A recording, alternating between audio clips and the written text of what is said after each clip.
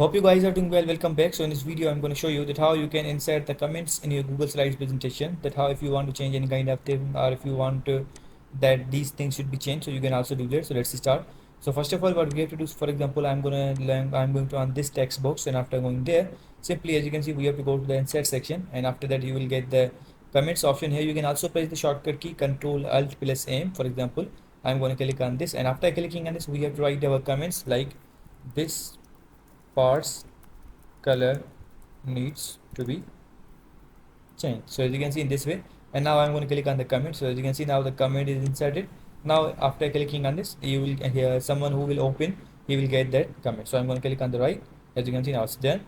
So in this way you can insert different type of comments in your Google Slides presentation parts. So I hope you guys understand this video, that how you can insert your comments in your presentation. So see you guys in the next video.